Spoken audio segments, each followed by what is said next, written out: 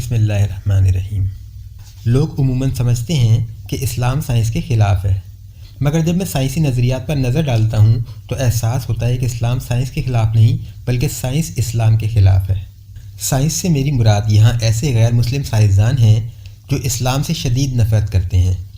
اسلام کو نیچا دکھانے کے لیے انہیں کسی غیر سائنسی رویے کو اپنانا پڑے تو وہ اس سے بھی نہیں چوکتے۔ اس ویڈیو میں میں جہاں جہاں سائنس کا لفظ استعمال کروں گا اس سے مراد سائنسدان ہی ہوں گے۔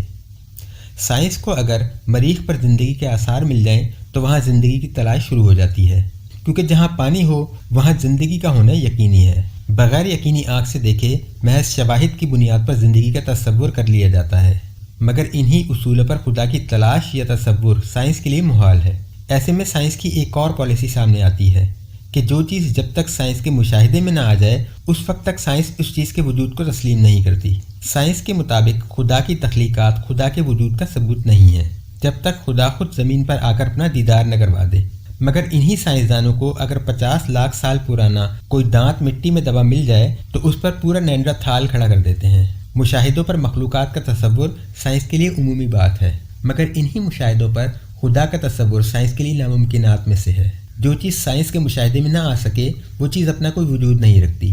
جادو، معجزے اور جنات انہی چیزوں میں شامل ہیں۔ اسی اصول پر اگر ہم نیوٹن کے لا آف گریوٹی کو پرکھیں تو اندازہ ہوگا کہ گریوٹی نیوٹن کی دریافت نہیں بلکہ ایجاد تھی، کیونکہ نیوٹن کے لا آف گریوٹی کو متعارف کروانے سے ایک دن پہلے لا آف گریوٹی کا سائنس کے پاس کوئی مشاہدہ نہیں تھا، اور جس چیز کا سائنس کے پاس مشاہدہ نہ ہو اس کا کوئی وجود نہیں ہوتا، جس طرح خدا کا سائنس کی نظر میں کوئی وجود نہیں، اور جو چیز وجود ہی نہ رکھتی ہو اسے وجود بخشنے والا اس کا خالق اور موجد کہلاتا ہے، نہ کہ دریافت کنندہ۔ یعنی سائنس کے اسی اصول پر نیوٹن لا آف گریوٹی کا خالق اور موجد تھا۔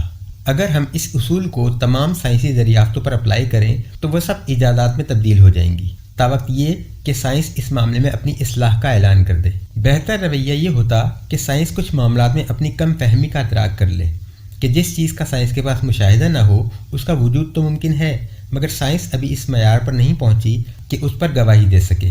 مگر یہ رویہ سائنس کو خدا کا تصور بھی دے دے گا جو سائنس کے لیے لمحہ فکریہ ہے۔ پھولوں میں رنگ کون بھرتا ہے سائنس کو نہیں پتا، مگر خدا کے سوا کسی نے بھی بھر دیے ہوں گے۔ پھولوں سے خوشبو کیوں آتی ہے سائنس نہیں جانتی، مگر اس میں خدا کا کوئی کردار نہیں ہو سکتا۔ پھلوں کے ذائقے، انسان کی تخلیق، انسان کا اندرونی جسمانی نظام، یہ سب باتیں کوئی نہ کوئی سائنسی وجہ رکھتی ہوں گی، مگر خدا نہیں ہو سکتا۔ لاکھوں سال لگتے ہیں ایک بندر کو ارتقاء کے مراحل سے گزر کر انسان بننے میں، مگر ایک ناپاک قطرہ ماں کے پیٹ میں محض 9 مہینے میں انسانی شکل اختیار کر لیتا ہے۔ پتہ نہیں اس قطرے میں سے انسانی اعضاء برآمد ہو جاتے ہیں یا ماں کے پیٹ میں پہلے سے دگنے انسانی اعضاء موجود ہوتے ہیں جن میں سے آدھے وہ اپنے بچے کو عنایت کر دیتی ہے۔ 4 مہینے میں وہ مردہ قطرہ زندگی کی نمو پا کر حرکت میں آ جاتا ہے، اور انسان الٹرا ساؤنڈ مشینوں کی مدد سے محض اس کی حرکات دیکھ کر اپنی ذہانت پر دل ہی دل میں خوش ہوتا رہتا ہے کہ دیکھو میں کتنا ترقی یافتہ ہوں کہ ماں کے پیٹ میں بچے کی حرکت کو دیکھ سکتا ہوں۔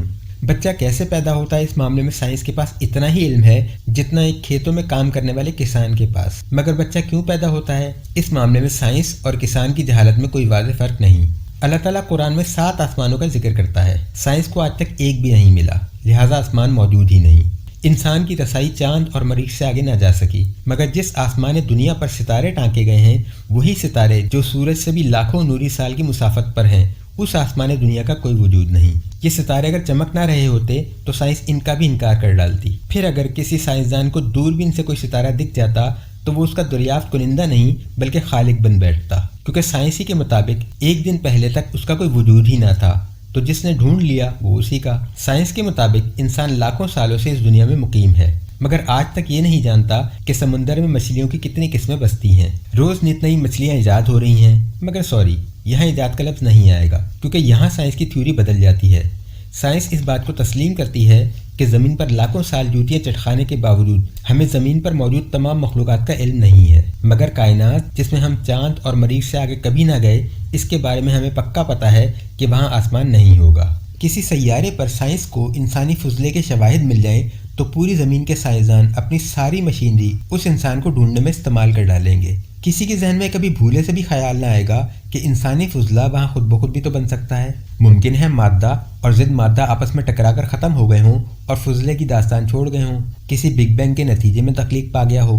جی نہیں، ایسا کیسے ممکن ہے؟ سائنس اس بات کو نہیں مانتی۔ خود بخود تو صرف کائنات ہی وجود میں آ سکتی ہے۔ چاند، سورج، ستارے وجود میں آ سکتے ہیں، زمین وجود میں آ سکتی ہے، انسان وجود میں آ سکتا ہے، مگر انسانی فضلے جیسی عظیم ترین چیز خود بخود کیسے وجود میں آ سکتی ہے؟